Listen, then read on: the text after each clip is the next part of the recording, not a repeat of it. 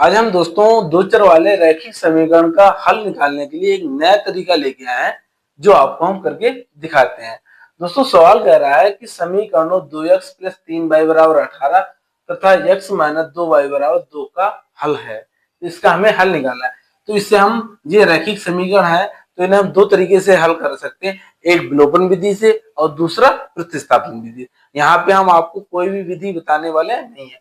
इसे हम करेंगे, हम पहले समीकरण को लिख लेंगे 2x प्लस 3y बराबर 18 और दूसरी है x माइनस 2y बराबर 2।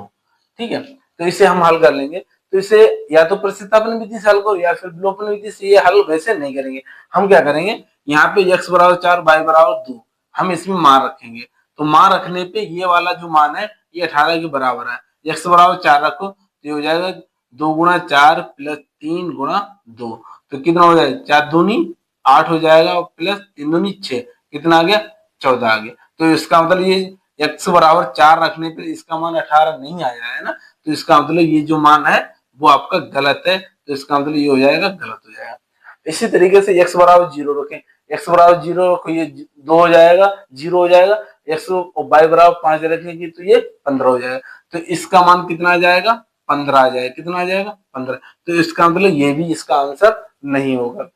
x बराबर 6 और y बराबर 2 रखो, तो x बराबर 6 रखो, y बराबर 2 रखो, तो ये 2 गुणा 6 और प्लस y बराबर कितना रखना, 2 रखना है, तो 3 गुणा 2, तो ये हो जाएगा 6 दूनी 12, ये हो गया 12, 3 दूनी 6, ये हो गया 18। यानी x बराबर 6 रखने पे इसका तो मान 18 आ रहा है। ठीक है, ऐसे ही क्या है, इसको हम इस वाली समीकरण में रखेंगे, तो इसको हम इस वाले समीकरण में रखें तो कितना मान आना चाहिए, 2 आना चाहिए। रखो तो x की जगह 6 रखो और y की जगह कितने रखोगे, 2, 2 गुणा 2, तो 6 में से 4 गए तो कितने बचे, 2।